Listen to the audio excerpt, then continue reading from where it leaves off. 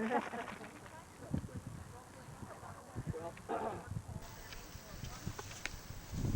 Gates. Danke, gut. That's it. That's it. Wie geht's Ihnen? Let's see now. Was ist Ihr Name? Ich heiße Trude. Welcome to Zum Eislerjagd. Dankeschön. Eisler's Corner. Okay, we're in the shade. It's nice. Such a beautiful day. Well, just a teenager. Just a teenager. Things are looking really bad where the family is from in Germany and Hungary. There's this terrible guy by the name of Franz Joseph who is the emperor. He's the big boss of the country, and he wants to go to war some more.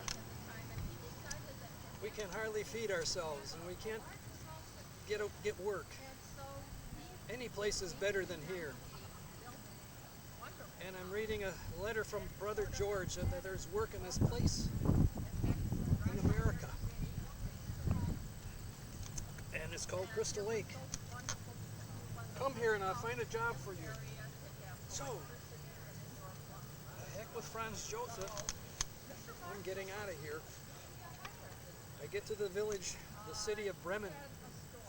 Go through a physical, because if you go down the boat and go somewhere, the people running the steamship have to pay to bring me back if I'm not healthy to start out with.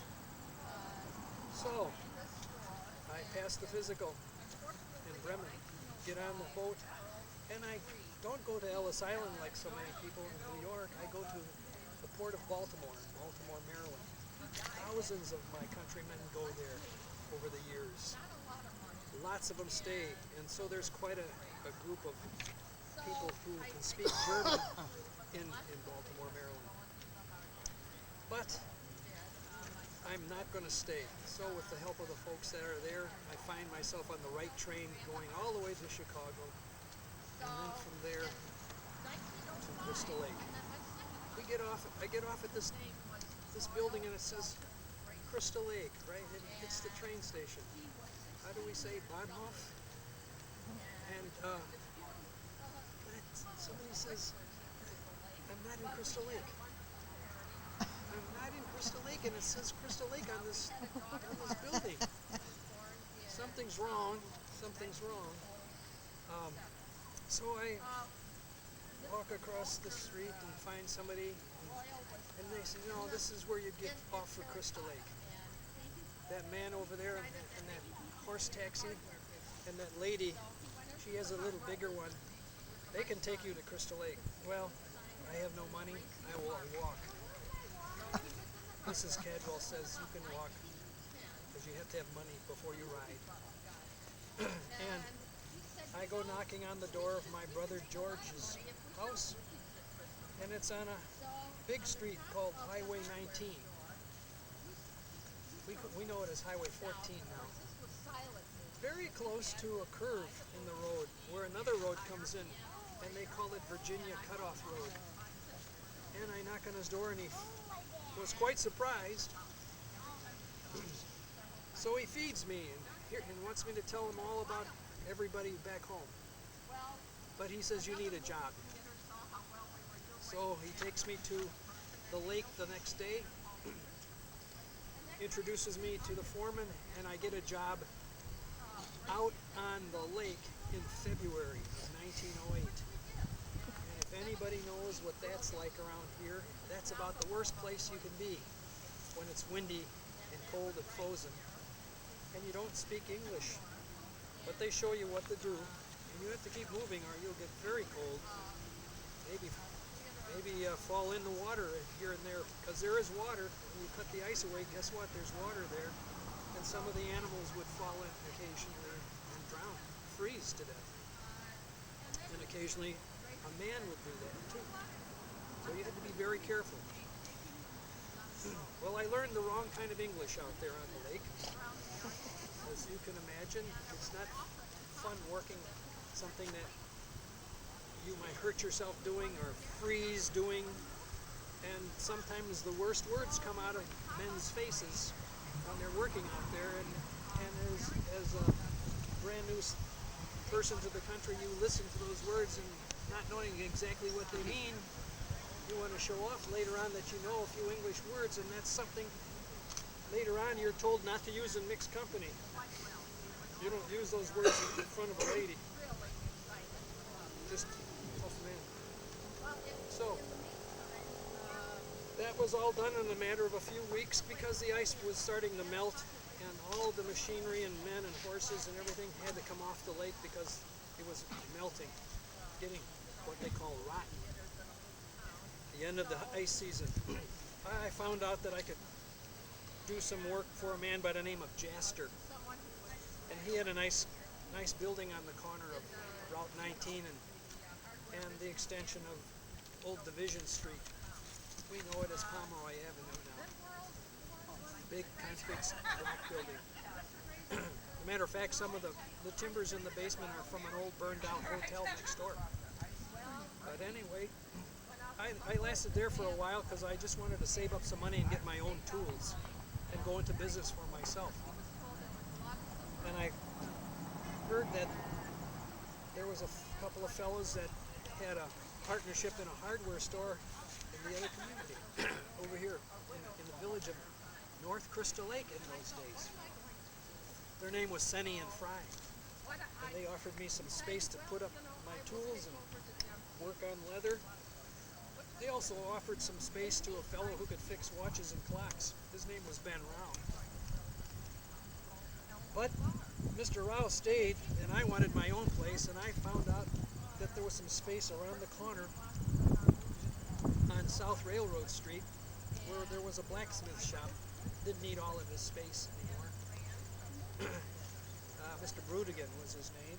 He was in there. Some people know it as Kelk's Butcher Shop these days on Woodstock Street. And one of those kids I would play basketball with, trying to be fun, having something to do. I was always trying to work and satisfy the customers in a timely way. Well, they tried to get me away from my work one day, and I had a big wheel of baling twine. And one day that started to move faster and faster. This baling twine all by itself was moving. This big wheel. It turns out these friends of mine who were usually playing basketball out behind the building had gone around and tied the end of that thing around the post in the back of the building, down the alley, around another post, out across a ways away from my front door, across the dirt street, across the grassy park, and tied it to a locomotive. Those boys, they learned some German that day. And though they would teach me English, they learned some German that day. And as the locomotive gradually got up speed and moving out of town, so did my twine go moving out of town. It's unwinding and unwinding faster and faster. And they were laughing and laughing. And this story is one of those that has been passed on down in the family for the longest time. So I guess Grandpa jumped up and with one of his sharp tools like that, cut that thing. And that tool, by the way, probably was a knife just like this. And up to a couple of hours ago, I found it in a cardboard box down underneath in the basement of the Heisler's Bootery. Here, look at there. It's got a little hook on the end. Look at this. This is wax thread. Look at it. It's still sharp. After how many years? Anyway, you hook your leather right there, and you wouldn't fall off. You'd be able to cut that. All of these tools are a good part of what he used to make and shape, put together harness. This machine was done by pushing your foot down on that lever, clamping it together, and then you were able to push and pull with an awl and a needle and make your run. I just discovered this down in that box. maybe he was making something to hold a tool or somebody's knife. But this is definitely all hand sewn, probably just for his own use. It's not even like a machine would do. Knotted at the beginning and the end. Take the leather and wet it real good, stretch it over the top and tack it down. And when it was dry, it would be that shape. He also made a few holsters for some of the, maybe Mr. Purvey and some of the others in town. That was a gun that we used, some of the policemen used in town. They had to have their holster made out of tooled leather. And that was his craft, making leather in the shape of whatever people needed. And you had to know what you're doing. And eventually, grandfather moved across to the north side of Crystal Lake, across from the old City Hall on North Main Street, very close to Suburban Office Supply, the old Woody building. And he moved back to the other side of the tracks where he was before, but a few buildings over, in the building that is Judith Svalinder's dance studio right now. All during my growing up years of the 40s and 50s and even part of the 60s. That's where Eisler's Bouderie was, only half of the building. The other half of the building was the old Crystal Lake Herald. And that's another whole series of stories. And they lived upstairs. And so in those days, they didn't have to worry about $3 a gallon gasoline like we do today. They could just walk to work. And guess what he did on his day off? After he went to church, guess what Grandpa was doing? In the shoe store, probably catching up with some big family that couldn't get it all together at the same time for going back to school shoes. And they'd all come over on a Sunday late in the day, fill up half a dozen chairs, get shoes, all kind of a custom appointment, I guess, you know. But that's the way it was in a town that originally was just 700 people. And later on, it got to be as big as 12,500. By the time we moved to where we are now. But it was kind of a nice town to grow up in. Everybody kind of did things together. Didn't matter what church you went to. If somebody was having a fancy party or a dance, you'd go over to their church and take part. Right across the street was the old M.E. Church, the Methodist Episcopal Church, and they had lots of parties and dances. A lot of the folks that later on came to Crystal Lake didn't have enough folks together to make a church, because they were still on the move, still coming together for the town. And some of the churches in Crystal Lake are way older than other ones, and you went where you wanted to go. They would always take you. Had a lot of fun, had a lot of good food, and everybody kind of looked out after each other. And here we still are, 97 and a half years later, and looking forward to 100. If I don't quiet down right about now, I'll probably get told I better move on. But thank you for coming today. It's been a beautiful day. Well, thank you. Thank you. Lots more to tell you, but can't move now. Did he do that kind of business over in Germany? He apprenticed. He learned over there. I don't know what the education system in Germany starts at a different spot than it does over in our country. Well, the apprenticeship was on leather, Yeah. probably also tanning too. Do you know what age they would take apprentice? Start learning? But they also tan. When did your What year? when did How Fonzie old, start I suppose? apprenticeship? How old would they accept? Would a master take an apprentice? 13, when they finished grammar school. I see. My uncle was a tanner and worked with the leather, also made shoes, the kind of shoes they wore there. And I remember he was so young, still working in his house. He had a section where it was his business. And people came to the house to do the business. And they also got the hide. They bought the raw hide and they tanned it, they stretched it, working with your grandfather was? Grandfather. He did the same thing, probably learned how to deal with the hide. I'm sure he had whatever he had there. He had to leave behind. Yeah, hide and make leather out of, but then he worked with ice. But then later he worked. He had to get a job. Right, and then he later worked on. Oh, you went to work where the way he was trained. Right.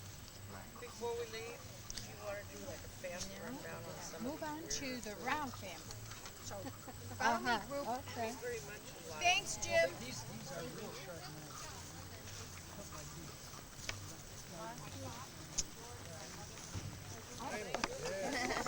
Getting lonely over here, huh?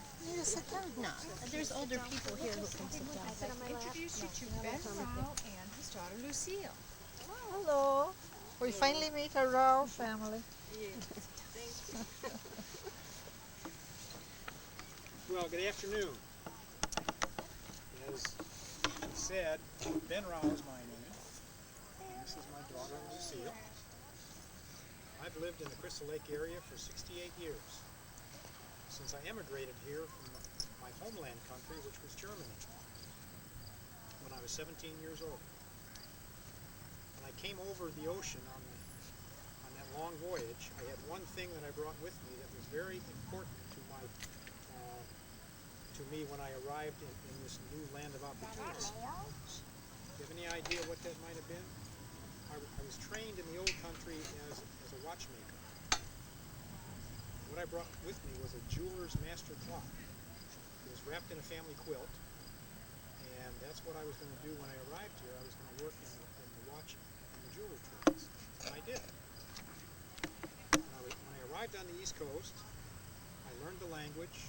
And then I kept hearing the same phrase over and over. People kept telling me, go west, young man, go west. So I did. I came to the Midwest. And I found employment in the watch business with the Elgin Watch Company, which is just a few miles south of here down in Elgin. And that was probably one of the wisest moves I ever made, was to stop there and to work there, because I met this woman named Dora Brown. And Dora Brown, very soon after that, became my bride. Excuse me, Father. I'd like to show you a picture of Mother. I think this is her engagement picture. If you'd like to pass it around. I'd like to go to the other end and pass it. And shortly after we were married, we had a daughter named Ethel. And when Ethel was born, all three of us relocated from Elgin to Crystal Lake, and we set up housekeeping over on Brink Street, which is just a few blocks from here. That was in 1893, and at that time I decided to go into business for myself, and I opened a small watch and a jewelry business in the corner of an existing hardware store in the downtown area here, in the Senny hardware store. And that worked very well. In the early years of that business, it seemed to prosper, and by 1904, we were able to add 3 more youngsters to our family. We had a son named Benno and 2 other daughters, one named Leon and Lucille, That's me. who you've already met. So we had 4 children altogether. And we were also able to build a large home on Crystal Lake Avenue for all 6 of us to live in. And that was our home for all 6 of us for the rest of our lives, pretty much. Life was very good to us in Crystal Lake in those years, as it was for a lot of people in Crystal Lake. It was a good place to live back then in the early 1900s. It's a good place to live now, I understand. Remember when we used to go to the beach, Father? Take our old picnic basket? Yes, I do. And then something happened. We couldn't go to the beach with our dinner anymore. You remember? What happened was that there was a fair amount of the shoreline of the beach, or of the lake, that was open for anybody to use whenever they wanted to. And the ice companies were harvesting ice off the lake in the wintertime and storing it so they could sell it in the summer. But the ice companies could see that the real estate in the area was starting to become more and more valuable, and they tried to seize control of all the shoreline all the way around the lake. And that would have locked all of us in the local community out of using it. So some of the local leaders and myself, we got together and we figured out how to gain legal control of some of the shoreline, which we did for much of the shoreline at the eastern end of the lake. And that was done for the local community. And that's what you now know as Main Beach area. That was the first property that became the start of the Crystal Lake Park District. And Father was the first president of the park board. And he also was on the school board for 30 years. Well, being on the school board for 30 years might impress all of you, but it didn't me. What impressed me was Father was the coach of my basketball team, and I really thought that was wonderful. I have a picture here of myself on the basketball team, and I'm the one holding the basketball. Father also is a pretty modest person. He might not tell you this, but he was mayor of Crystal Lake. I was mayor of Crystal Lake from 1923 to 1927, and what was really kind of notable about those years, one thing was that we were able to pave the streets and the sidewalks. Prior to that, they had not been paved. In order to do that, we had to raise some of the taxes in the local community in order to pay for it. There was an incident that happened in our house at that same time. One morning we woke up at home and the girls came in screaming from outside. It was terrible. I can't tell you about it. Father will have to tell you. It was terrible. On our front porch there was a dead dog that had been thrown up on our porch. And the girls asked me why it was there, what had happened. I said that's what some people did in those years, and they wanted to let you know that you were doing something that they didn't approve of. That was their way of free speech, I guess, was throwing some kind of a dead animal up on your front steps. They didn't want to pay the taxes, you told me. That's right. They didn't want the increased taxes. They wanted to leave the streets and the sidewalks the way they were. Oh. But you did do some things for fun, Father. I did a number of things for fun. One was there was an orchestra that I was involved with called the Phoenix Orchestra. I played the violin. About 6 or 8 of us fellas, we would get together every so often and just really kind of play for our own fun for the most part, but we'd also play on requests. One other thing that I was involved in was called the Modern Woodmen of America. That was kind of a drill group. We'd do different kind of formations and sort of maneuvers, much like a lot of groups do with those long rifles. We didn't use rifles, we used long-handled axes. So we'd flip around and throw the axes to each other back and forth, all in a routine. That really held people's attention, throwing axes back and forth. The one thing that I really enjoyed the most, though, I think, was horses. I thought a horse was a magnificent animal, and I always liked to have horses. I liked to ride horses. I liked to own them, and I liked to show them. We had show horses. We had a stable in the back of the house, and we all had our own horse. I have a picture here of Ben, my brother, my sister Leona, and myself, and Father's in the background. Ethel and I went to a dude ranch out in Arizona several times, and there's a picture of me standing on the back of a horse, full Indian garb. I had all the Indian clothes on, with my hands outstretched, having my picture taken. So I wanted everybody back here to know that I was a daring young lady.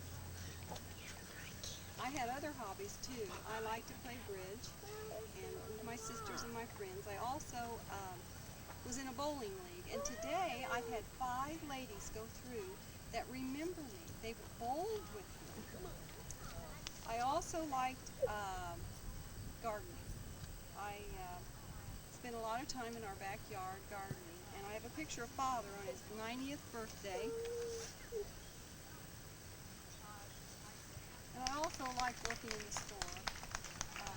I have a picture of myself in front of all those little drawers that I used to know what everything was in.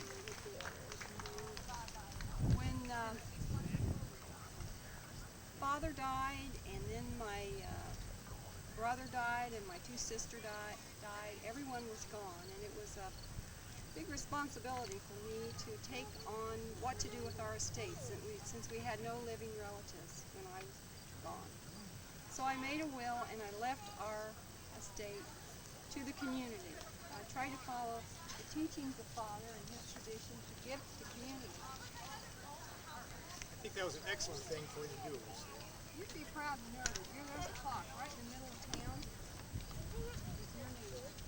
Really? And the hardware store still says Morale Hardware. That's wonderful. When you live in a community that has been very good to you and your family for many years, I think it's a good idea to be able to give back to the community both while you're alive and sometimes even after you are no longer alive. So it's a good thing to do, Lucy. Thank you.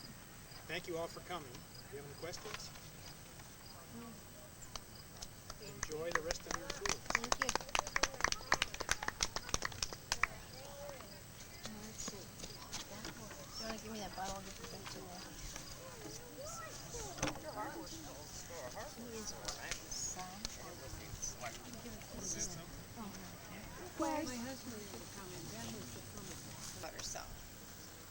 Hello, very nice to see you. I was just sitting here reading and I see all you nice people come to visit me.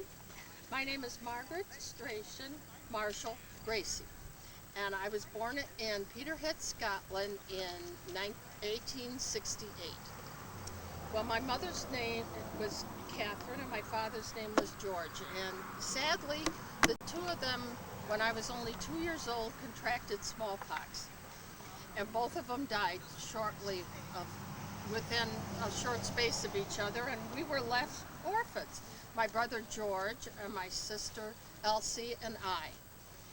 So we decided that we would move with relatives. The relatives took us in and we moved to a different area of Scotland, and we lived with the relatives. In 1885, I was about 16 years old, and George and I decided that we'd move to some relatives that lived in the United States, which we did. We went to McHenry and walked to an area around Ringwood, Illinois. We lived with our relatives there until maybe 2-3 weeks or so, not long.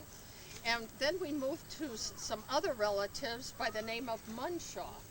Now, they lived in an area southeast of Crystal Lake called Munshawville.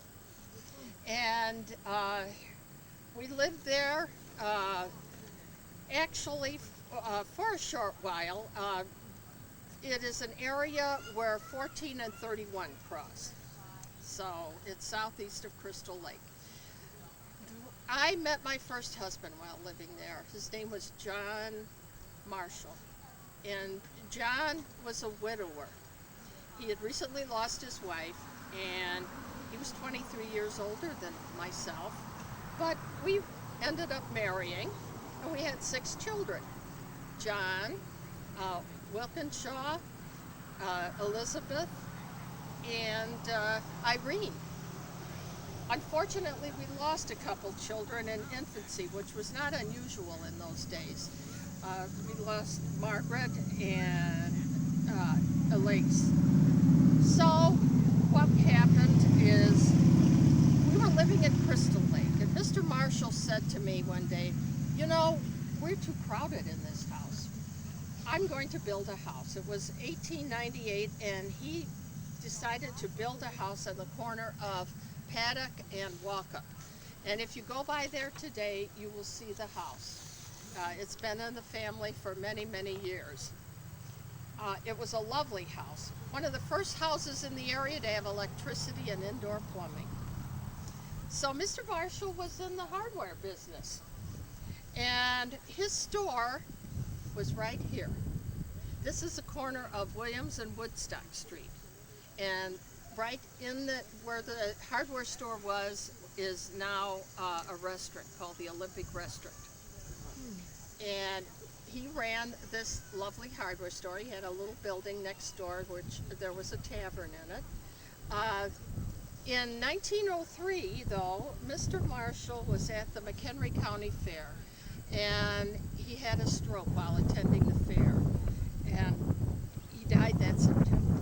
Well, that left me alone with children to raise and not a lot of money. So the logical thing to do would be to continue the hardware business. So my son, Wilkie, and John helped me, and we took over running the hardware business. This was 1903, and in 1905, I met Royal Walter Gracie, and eventually he and I were married. He was 16 years younger than me, which caused a few tongues to wag in Crystal Lake, but we had a lovely marriage, and he was a wonderful man. So he was working for Terracotta at the time, and but he decided he would go into the hardware business with us, which he did. Well, about 1910, he got wild for movies.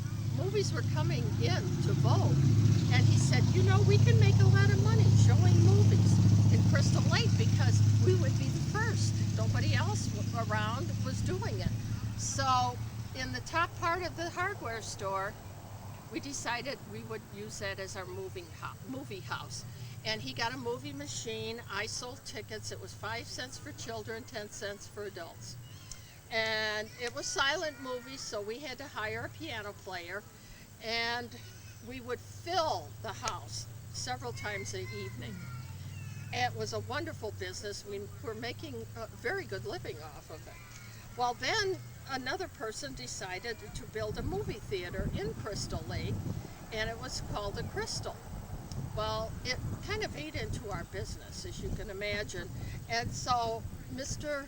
Gracie said, you know, we should build our own movie theater, which we did. And right here was our movie theater. You can see the little ticket booth out in front. Here we were, and right here in this location now is Lloyd's Paint and Paper. And we built our little, it was called a gym, and it had 306 seats, which was a lot more than our little movie theater up there. So we ran the gym, and then Mr. Gracie got the idea that he said, you know, we're the only movie theater around in Crystal Lake. There aren't any other theaters. He said, let's take our theater on the road, which we did. He bought another movie machine. We would hop on a train and go to a community. We'd rent a building for an evening.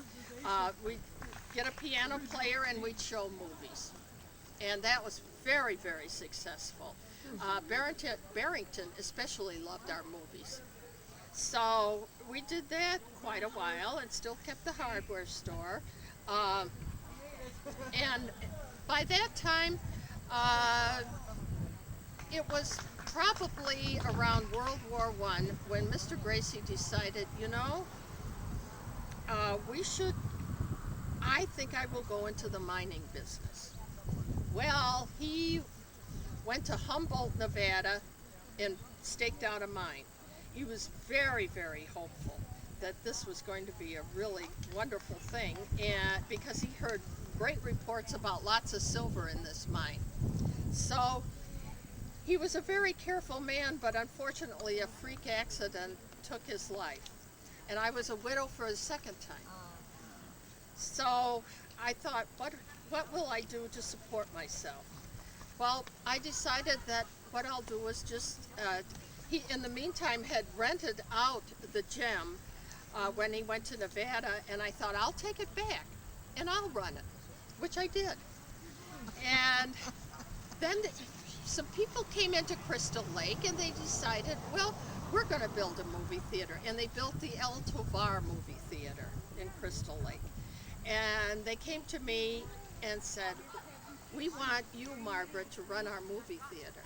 You have run movie theaters before and you proved yourself an able businesswoman, and we'll even let you invest in it, which I did. I ran it for 7 years. Unfortunately, about 1929, there was a crash and I lost my investment. But I still ran the theater for 7 years. Well, I turned 78 and I passed away. And I think I passed away just of old age. And I was tired. I had lived a very full life. I'd done a lot of different things. I was buried out of the Methodist Church here in Crystal Lake and put to rest here in Union Cemetery. Well, I think about my life and I think, I wouldn't change a thing about my life. Look what I did.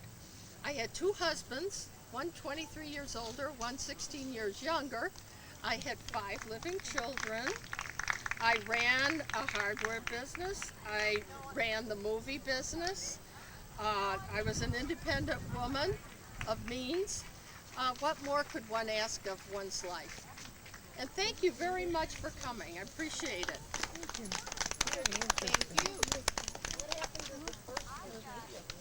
The one up above, No, the one that you said was built in town.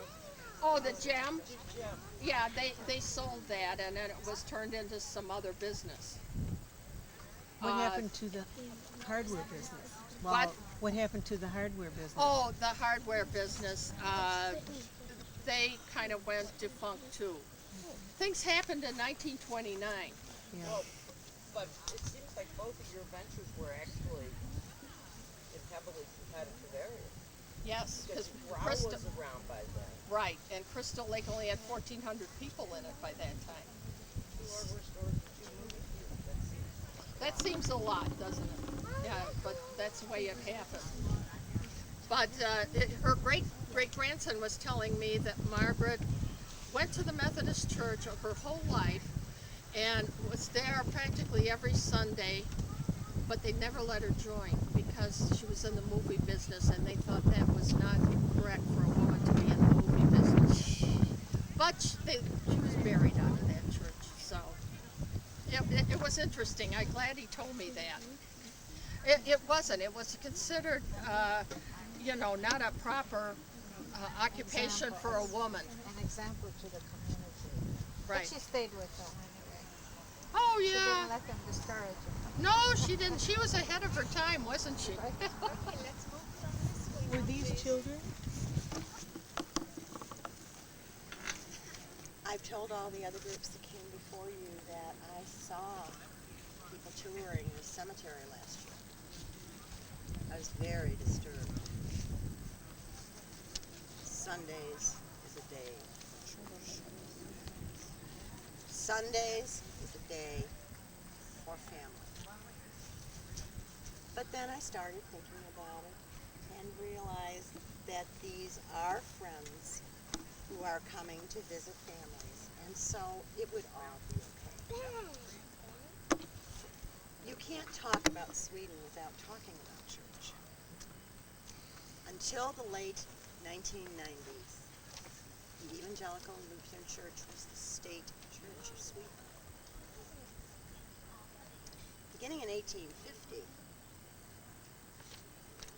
Sweden began educating not only boys, but girls to read. Oh, wow. So you could read your Bible. Because one time a year, the parish priest came to your house and gave you an examination on your understanding of the Bible. That is one of the reasons that 1.25 million Swedes emigrated to America between 1850 and 1930. It's not the only reason. Sweden is only a little bigger than the state of California.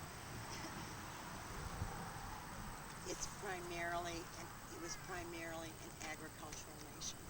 Unless you were lucky enough to have a father who owned a farm, your future was going to be a farm laborer, and that's not only if you were a young man, but also if you were a young woman.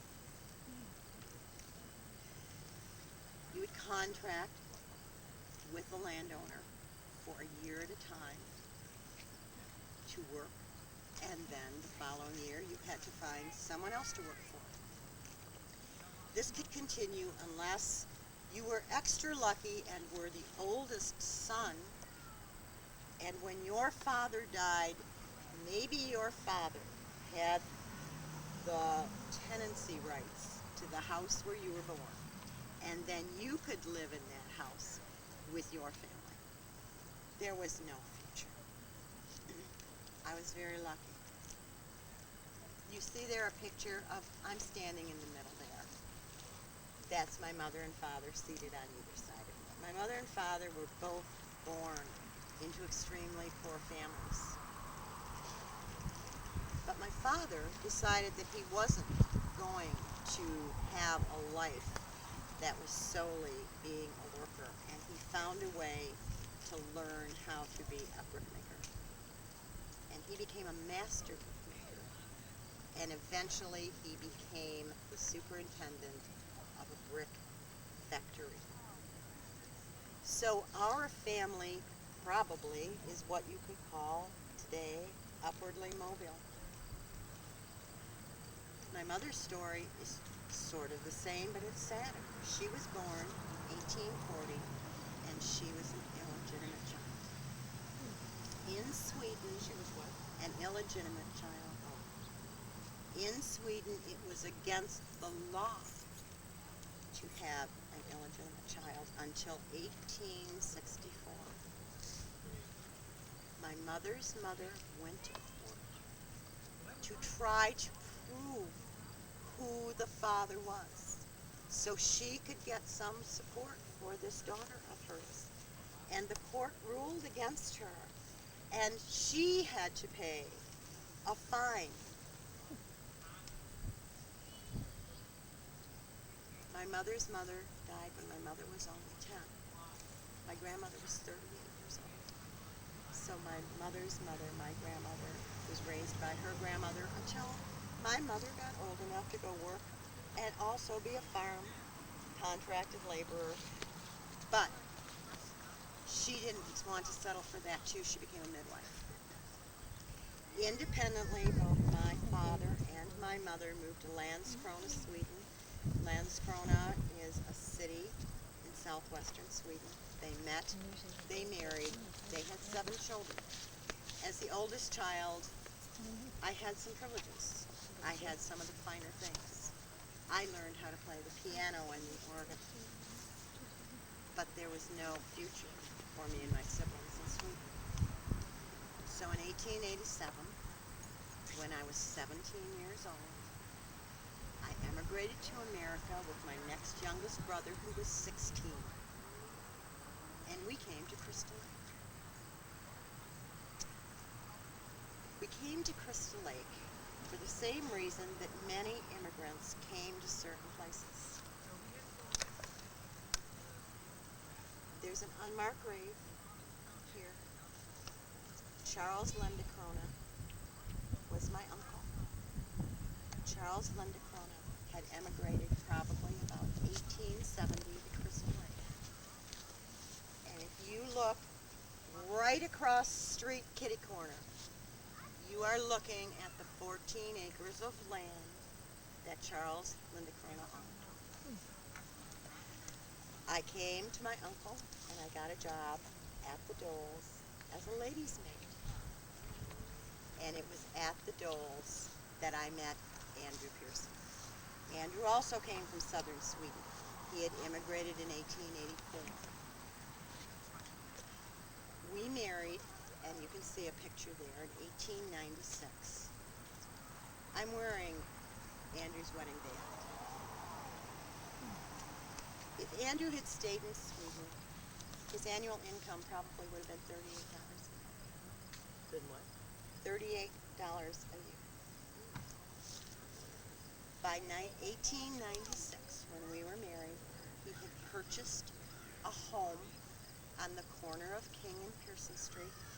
The home still exists, thanks to a guardian angel by the name of George Lane. It's been totally renovated and now has landmark status. But we were married in that house. My 4 children were born in that house. In 1918, I had a stroke. My youngest son was only 12 years old. Thank goodness that in 1900, my mother-in-law, Andrew's mother, emigrated to this country after her husband died. There was no family left in Sweden. Bengta lived in our house and helped raise the children, helped take care of Andrew through all those years.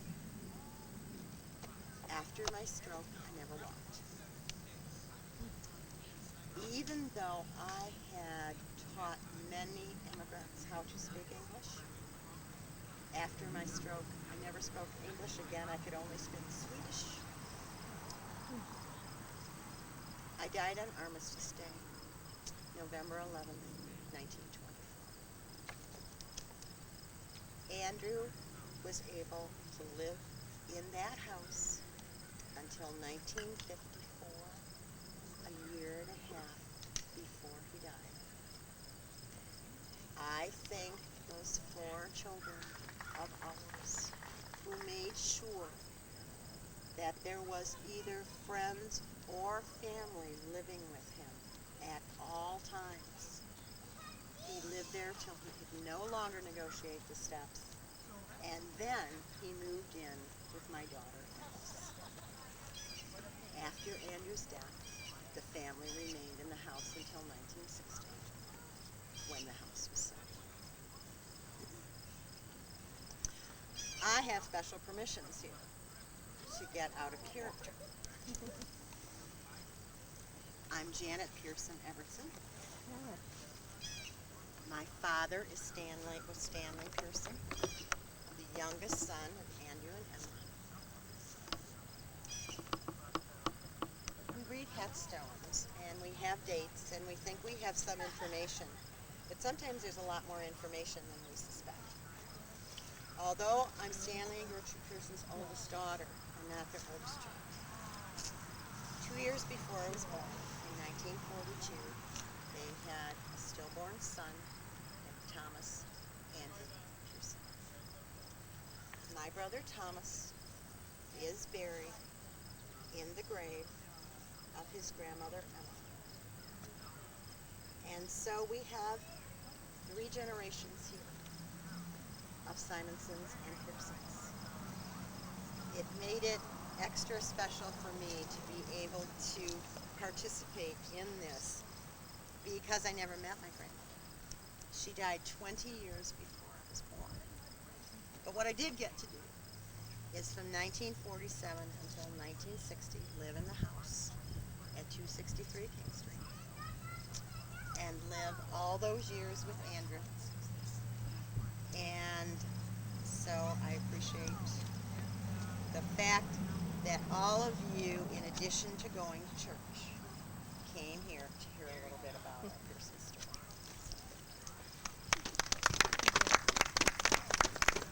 Thank you. Is there a reason for the wide space in between Yes, cigarettes yes. and grandmother? Andrew's brother, Holy Pearson, also emigrated. There were 3 children. Bengta had 3 children. When Ole's wife died, they moved his grave to Chris Lake Memorial Cemetery, so we have an empty spot here in the plot. So for a while, Ole was here too. So somebody will Someone will ultimately fill that, I guess. Why is it spelled That's something I've always wondered. Why is it spelled different? Everyone in every group has asked that. We put so much faith in our surnames today. Any Scandinavian country, they have the patronymic naming system. My grandfather, Andrew's name in Sweden was Anders Pearson, Persson. Okay. His father's name was Per. And I've done enough genealogy to know that I've got about 4 other Anders Pearsons in his genealogy because they kept repeating the names. Immigrants wanted Americanized names too. Why Grampy picked Pearson? I don't know. Why his brother picked Pearson? I don't know. I do think that the family influenced Bengta. In Sweden, women do not take their husband's name. Her name was Bengta John's daughter. She emigrated as Bengta Johnson, but she's now Bengta Pearson. Yep, she died and they subverted relationship. Well, I think from everything my dad said about Bengta that she doesn't care. She just loved them all just to pieces. And I think of all his family, my dad talked about his grandma Bengta, who also never learned to speak English. More than anybody else, she spoiled him rotten. I'm afraid somebody else is waiting for us. I We know. have to go. Thank you. Go back there. I might have Been to. here in the sun all afternoon, so Hey, I'm getting a good tan. I was kind of pale, you know. I used to weigh about 30 pounds more too this morning. Now A bit of a drastic diet. and it even made my hair lighter. You look like you were in Florida tonight. Yeah. Now, do we have everyone? Okay. Hello, everyone. I'm William Metropolis, but you could call me Bill. No reason to be formal here today. Thank you all for coming out here and learning about the history of Crystal Lake. And thank you from my heart for personally having the privilege to tell you the history of me. I was born in Greece in 1892, May the 2nd. And I came to America at the turn of the century to seek my fortune in the promised land, like so many young men were doing at that time. No sooner was I here when I got inducted into the Army and served in World War I. When I came back, I decided to come to the Chicagoland area and then eventually out to Crystal Lake. As soon as I came into Crystal Lake, I fell in love with it. I said, this is just a wonderful, beautiful area. How could you not love it here and live here? This would be a great place to raise a family, live, and start a business. So I got together with my brother Peter, and him and I opened an ice cream parlor. We opened it up right on the corner of Woodstock and William Street. I'm told there's now a restaurant occupying that space called the Olympic Cafe, and I'm happy to say that it's still owned and run by Greeks. We had a wonderful business going there, but I soon felt the itch to move on and start my own business. So in 1921, I set my eye on a building called the Prickett and Payne Building, which is located at 67 North William Street in Crystal Lake, in the downtown area. I thought this would be a great building to put a bowling alley, billiards and pool, maybe a little bit of food, maybe a little bit of drink. I bought the building, and in the basement I built a 4-lane bowling alley, and on the first floor I had pool, billiards, which are not the same thing, by the way. I had drink, and I did have some food. Not long upstairs we had an apartment. Not long after that, almost a year as a matter of fact, September the 3rd, 1922, I met a beautiful Greek woman, Mary Cladonis, and married her. That apartment came handy now. We moved up there and decided to start a family. We had 4 children: Betsy, Betty, Chris, or Chris as we called him, and Constantine, who we also called Dan. Business went well, especially the bowling. Bowling seemed to be going quite well. We only had 4 lanes, but things were going good. Mary didn't get involved much in the business at all, with the exception of every Friday night we would have a shrimp boil. For that shrimp boil, we had a large copper kettle. She would put it on the stove upstairs, make the shrimp boil, bring it downstairs. Feed the patrons, bring it back upstairs, start all over again. Work her fingers to the bone. But you know what? Everybody, including me, said she had some of the best shrimp boil out there. Whenever she needed me, and she'd be upstairs, she'd stomp twice on the floor, and I'd come a-running. Can't keep the boss waiting, can you? How did you get shrimp in those days? Well, they were on ice. They were just iced down and brought in. Business went well. Family was growing. Unfortunately, growing a little bit too much. That apartment upstairs got a little bit crowded. So we decided in 1939 to have a home built right on Brink Street, just east of William Street. And then we had the great idea. We've got an empty apartment up there now. What can we do with that? Let's see. Bowling is going over very well. Why don't we put in 4 more lanes upstairs? So we spent $2,000, which was a princely sum at that time, and had 4 more lanes put upstairs at 67 North William Street.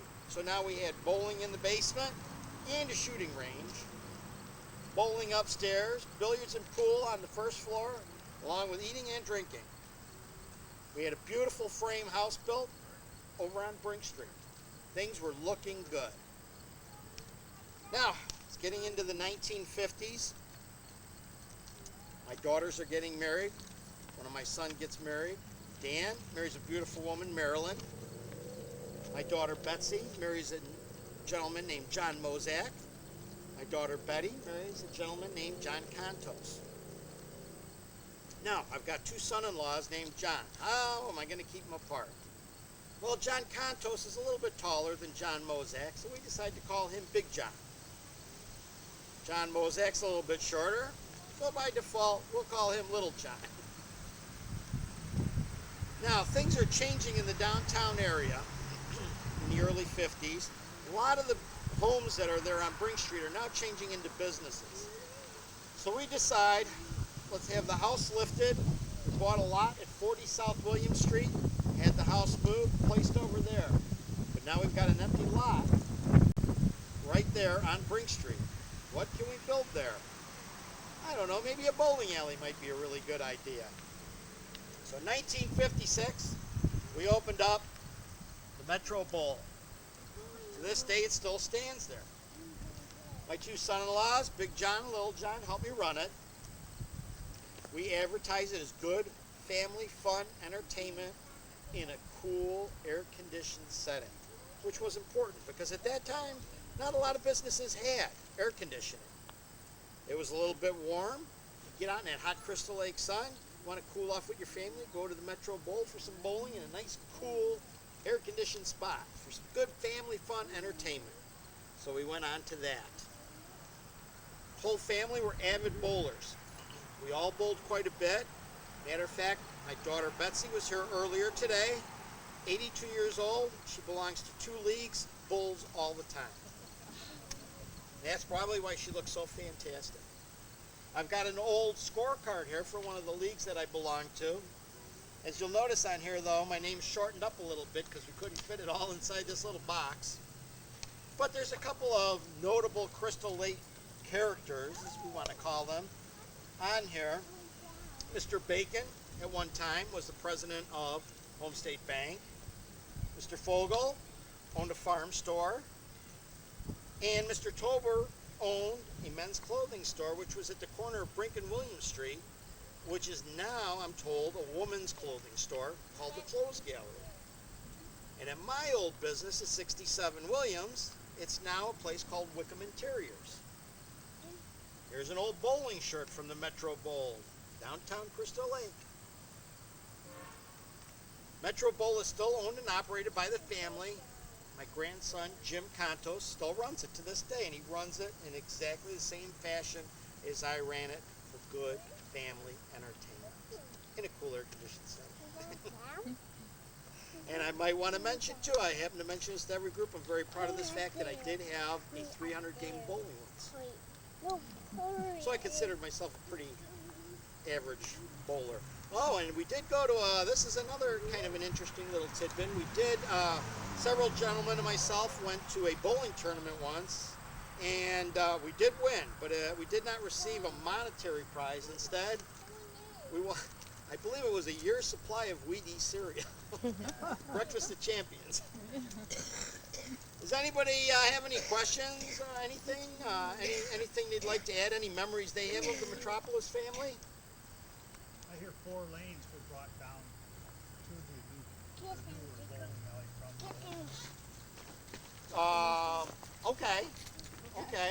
See, my memory's not what it used to be, so. Well, when Betsy was here earlier, she said that in the apartment over the first store, the hallway was so long, she learned to ride a bike upstairs in her hallway. That's big up there. It's a big building. It's very deceiving. Very big building. Well, thank you very much. Well, thank you, and I appreciate all you folks coming out. Be careful as you're walking around on this uneven ground. And, we're a little backed up over there. What year was the Metro Bowl built? The Metro Bowl, 1956, it opened. And the Crystal Pocket opened in 1921. That was at 67 William Street, yeah. And what's the difference between billiard and pool? It's two different games. It's just the way you play them. Thank you. Done on different tables too. Thank you, folks. And also they carried the bar from the old place down the street, down up the street and down the hill and put it in there. Okay. This gentleman has a good memory. My brother helped carry it. So they reused the bar. That's a heavy bar too. On the floor or the grass? That's Grass fine. is very comfortable here. I'm really This is fine. our You'll enjoy last it. cemetery stop. You know, and Looks like my grass. Okay, and I will introduce, most of us are here now. This is Mr. Ludwig Lippel. could you come over here, please? I can come over here. I gotta do something. I can't resist this. I got this pitchfork here. Now. Very good. Very good. Now, for those of you who don't, you remember that? That was called American Gothic. Grant Wood painted that. And he painted it in 1930. That was when I was like, he was a contemporary of me. And just to make you feel good, I don't know if I told you this, but that woman standing next to him was his daughter, and not his wife. So you are young enough to be my daughter in that one. You're kind. That's it. There you go. Well, things have changed over. I've been here, 63 years. In fact, talk about changes. So I asked for a cold drink of water, and I was expecting like a little cup of water from the well, and they give me a bottle of water with a name I can't even pronounce, and then they tell me that you people, you buy your water at a store, like you buy, bread or milk or anything like that. Is that true? So that's what we call, that's progress. That's something. And then I asked the fellow, there was another group, I asked the fellow about the Cubs. Because in 1908, in my lifetime, we celebrated a World Series victory. So how's it going? Bad and worse. Yeah, I'm sorry to hear that. But so maybe you might be able to experience that sometime. Well, things have changed. Some things have changed, like the water, but other things have not changed, like the Cubs. What are you going to do? Well, my story starts way across the ocean in Germany with my parents. This is way back in 1929. My dad's born. 1930, my mother's born. And somehow, this is weird. My dad and my mom were born. They found each other, and they fell in love, and they got married. Isn't that amazing? I don't know how they got married. That's my mom and my dad. They found each other. Anyway, life is hard and different in Germany. In fact, all of Europe, very different. And a lot of the people were saying, we need to go somewhere else to live. And the best place to go was America. Because America was saying, come on, we've got lots of room. You're welcome to come. And so, before they knew it, they're on a boat, go across the Atlantic Ocean, they hit the East Coast and keep on going west. Until they came to a town called Oswego. Oswego. Is that still around here? Geography people? Yeah. Is it still around? It used to be 40 miles south. There you go. And so that's where my parents wound up. My father's a blacksmith. He makes horseshoes and things like that. Big guy. And they raised their family. They have 4 boys and 4 girls, 8 kids, which is not uncommon in those days. That was like an average family. The mortality rate, depth of children and infants was so high, they just kept on having kids. So I was born in 1861. I don't know if you girls ever heard of President Abraham Lincoln. He was president when I was born. That's how old I am. There's a man named Charles Dickens, who was in England writing novels. Louis Pasteur was tinkering with scientific things. Vincent van Gogh was a little boy in Holland, just doing doodles and such like that. In America, there's this brand new sport. In 1860, they called it baseball. It's becoming very popular. So that's what life was kind of like around when I was a little boy. My dad put us to work in the blacksmith shop. He was a good man, and they would just train their children to take on their trade. And but I have to tell you, I hated working in the blacksmith shop. It's hot. It's stuffy. I used to try to work near the window. so I could look outside, and I would dream of having a job where I can work in the wide open spaces. And it didn't take me long to figure out the best job in the wide open spaces is being a farmer. So when I became old enough, I had to approach my father, and I said, Father, I do not want to be a blacksmith. I would like your blessing. I want to be a farmer. And I hoped he would say okay. And he said, son, that's okay. I have 3 other sons. They can carry on my work. This is what I have to tell you, 2 important things if you want to be a farmer. You need 2 things. And my father was very wise, so I listened to him. He says, first thing you need is a farmer. And I said, Father, you are so wise. I told you it was funny. The second thing was you need a farmer's wife. Now that was wise. I had to find a good wife. Cook, have my children, and help me and do all those things around the farm. Found a wonderful woman. Her name was Belinda. We got married in 1890 in Aurora, Illinois. So I had my farmer's wife. I needed my farm. The farther west you went, the cheaper farms were. We didn't have much money. Now, until you get to California. Then you get to California, it was outrageous. But I'm sure things have changed since then. But we've wound up in Nebraska. We could afford a farm in Nebraska, in a town called Aurora, Nebraska. So we got married in Aurora, Illinois, settled in Aurora, Nebraska. And there we commenced to start our farming. We started our family. We had 3 of our 4 boys there. Stayed there 13 years. Started missing the family in Illinois. Said, let's move back closer. So we moved back to Yorkville, Illinois. That's south. And we stayed there for about 15 years. Had our 4th son, Robert. Then I got what we call itchy feet. You get itchy feet, you got to find another place to live. So I said, let's look north this time. So we travel up north and we come across this little town called Crystal Lake. And it has this really beautiful lake. And people are friendly. And we just fell in love with it. And so the family says, we want to live here. I said, well, we need some land. We're farmers. So we look for some land. We find some land for sale north of town. 576 acres. Beautiful package. Before we knew it, sell the house in Yorkville, move on up here, buy this farm. And it's 1917, and we are now living in Crystal Lake. Beautiful farm. We had wheat. We had one of the biggest dairy farms in the county. We had some corn as well. Very successful. And the boys would work on the farm, help me out. Everything went fine till in the 30s. We did have a little problem. One day the state of Illinois knocks on the door. Mr. Lippold, we need to talk about your land. I said, well, what's wrong? It's my land. They said, well, yes, it is your land, but there's always a big but. And they say, well, you know how Route 176, it dead ends into Route 14. See, back then it didn't go west to Route 47. They said, well, here's what we want to do. We want to extend that 176 through the middle of your land. They said, well, first of all, I don't like that idea. I've got cows, I got fields, I've got things there. Secondly, this is a watershed area for the lake. You compact that ground, you put 2 lanes of highway in, it's going to affect the way the water flows. Please don't do that. You're going to hurt our lake, you're going to hurt my family. And you know what the state of Illinois said? We don't care. I'm sure they've changed it. And so they did their roll through there. But we just coped with it. You know, I wasn't just only a farmer.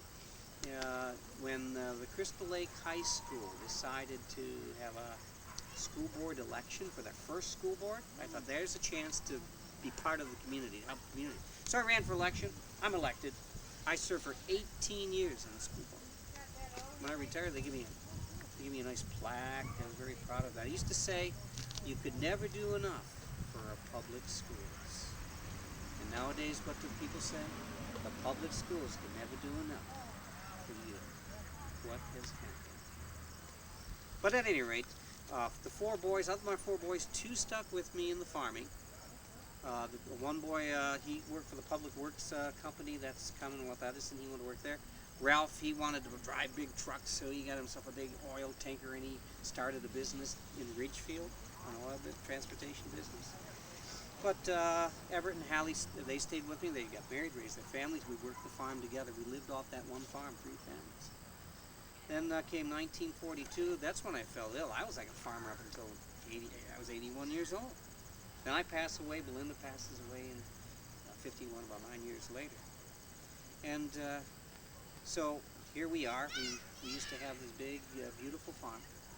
And now you drive down 176. You don't see the rolling hills of wheat. You don't see the cows. You don't see the corn. You don't see the barn. But you do see something that we're very proud of. There's a big sign, people tell me. It says Little Park. And that park is named after me. See, the farm was eventually sold. The boys sold the farm, all that land, to the park district. 1968, they sold a bunch of it. They leased the western part to a sod company, and then 86 they sold the rest. So there's the legacy that we've left. You know, what was once a beautiful farm is now a beautiful park for the people of the community to enjoy. So that's a nice thing. But you know, I could talk to you till the cows come home. I could talk to you until the hogs eat my little sister. Not really. Although with 4 sisters, I kind of hope that once in a while. But let me tell you a quick story. True story. The beach. We used to call the main beach the beach. Beautiful, beautiful resource. It's the lake. And there was a man named Michael Fitzgerald, who was he was the park district like policeman. He just oversaw everything. He had like a policeman's uniform. And I had the family at the beach one day. And I see Michael, and usually he's just walking straight and proper, and he's just hobbling around. So I asked him, I said, Michael, what happened to you? Now, he speaks in an Irish accent. He said, I gotta be telling you, I just bought these shoes from Heisler's, and they're killing me feet. And so I said, well, Michael, why don't you just bring the shoes back? You know, he'll fix them. He knows how to do that. He said, okay. So he goes over to the Heisler's. Heisler, walks in, and Heisler sees him hobbling in. And Heisler says, what happened? He says, I gotta be telling you, the shoes that you sold me, they're killing me feet. Well, Heisler looks down, he says, Michael, you have them on the wrong feet. And Michael looks up and he says, but these are the only feet I've got. Yeah. But anyway, there's just a little farmer story that I show you. Not that Heisler can hear me. So anyway, thank you so much for coming and helping to preserve the history of your community. And I sincerely hope that one day you can celebrate the Cubs the way we celebrated when you were way. So come again in about a year and you might bump into some other fascinating people. Thank you, Mr. Thank you. Okay, thank you. It might interest you to know that they sell a souvenir T-shirt down in Chicago that says, "What's another century?" You know, we're about there, aren't we? Okay, so for my group, this is our last time. Is this it? And so you can head down towards the refreshment tent, and if you would like to get some flowers, donate some nice How you doing? We'll probably talk more. Have a seat. We did already. Okay. Thank You're you. very